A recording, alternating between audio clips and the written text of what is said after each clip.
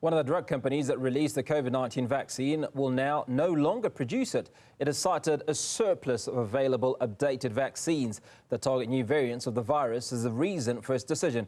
Earlier, the pharmaceutical giant conceded that the drug could cause very rare but life-threatening blood clots. The admission happened at a time when COVID-19 was at its highest peak, and the World Health Organization said the vaccine benefits greatly outweighed the possible risks. As the vaccine has withdrawn, some have lauded the firm's coronavirus jab for saving millions. I'm now joined by Dr. Mvuyisi Mzukwa, Chairperson of the South African Medical Association. Dr. Mzukwa, good to speak to you this afternoon. Obviously, it's worrisome when an organization, a manufacturer rather, withdraws medicines that were previously thought to be life-saving. What is the real reason behind it? Good afternoon to you, Hugo, and your viewers, and thanks for inviting Sama to your program. Really, I think withdrawal of any medication or medical interventions really depends on a few things. One, it is the quality, efficacy, and also safety of that intervention, whether it's a medication or a machine.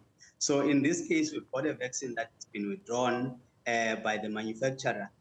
But the real reason, honestly, would depend on what they found, because what we know for sure in the meantime is that there've been an evolvement of the virus. It's no longer the initial strain that we had initially. Now we've got other variants that have emerged.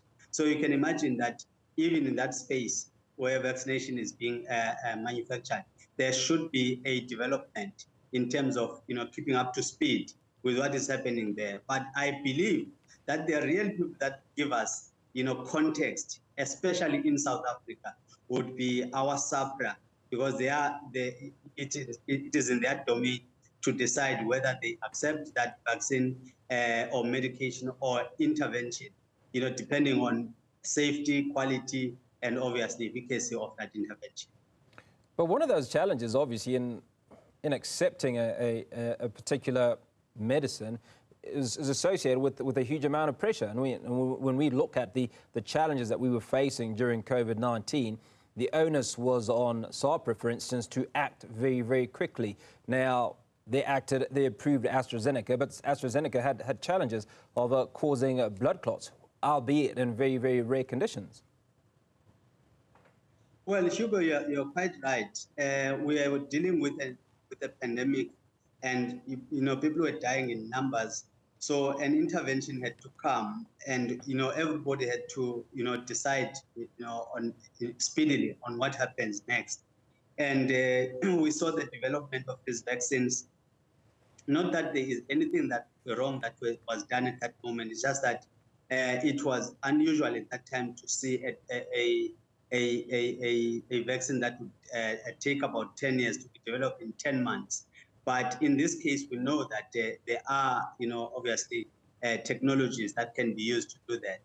But when it comes to the issue of, efficacy, we know that millions of lives have been saved by the use of vaccines. But obviously, all these interventions, they come with adverse events, they come with side effects. Even a simple paracetamol would come in with some form of side effects. So very important that whenever we talk about a medical intervention, we always remember that there are side effects, and I think all of us should be on the alert if we think we're developing such side effects.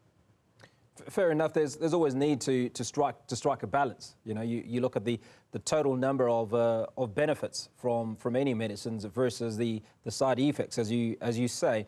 But one of the challenges that arises is confidence of the people, of the population of South Africa, and will they still have confidence in AstraZeneca? Because now there are all sorts of doubts that are lingering about an organization such as this withdrawing the medicine. Well, I believe that there's lots of things that should have happened, before we introduce vaccinations, especially for COVID-19. We should have educated communities, and be able to answer questions that could arise, from those engagements. But as you know, I think people were in a pandemic, some panicking and decisions, taken rapidly. But in this case, I think there are other vaccines, that we have not heard anything about. They are still functional. Like you said, we still have COVID amongst us. If you look, for example, at the report that was given by the Network for Genomics in South Africa, genomic surveillance, it paints a picture of a virus that is in an endemic form in the country. So I do believe that, some of these vaccines that have not been withdrawn could still be used, to protect those that are, the high-risk groups. But, in addition to that, we also have a serious problem that has emerged, inadvertently, because people are scared of the COVID vaccine. They even stopped these routine vaccinations for children, and I do think that we are missing an opportunity in that regard, because we should be separating the two, the COVID-19 vaccines and the normal routine vaccines for children. We're seeing an outbreak in measles and all these other conditions that were previously under control when we were sending our children for vaccinations. Hence, we, as the South African Medical Association, we say to this nation, please continue with your children's vaccinations, as schedules, because they protect your children, but also they ease the burden on the healthcare system. Dr. Mzukwa, you raised something quite important. I had a conversation just last week with a member or representative of the World Health Organization for South Africa, and those very issues that you speak of is something that she mentioned. I mean, she says that that number prior to COVID stood at about 100,000 of those unvaccinated young individuals or unvaccinated children. That number has risen. In fact, it's doubled to close to 200,000. How do you see the role that the Medical Association or the various authorities, the Department of Health, for instance, can play in reversing this number?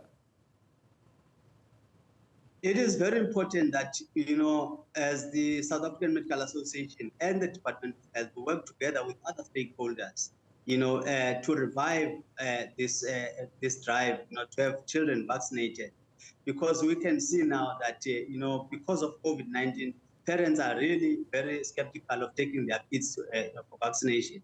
And I think that if we don't vaccinate our children, we are going to find ourselves, drowning the already troubled healthcare system.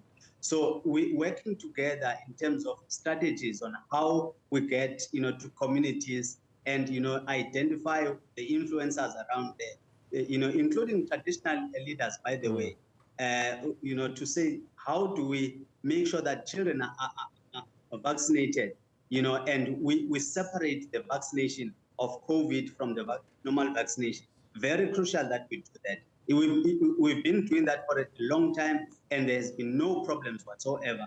But when we came to COVID-19, people started to say, no, we don't want COVID. And then they stopped even the normal routine vaccination.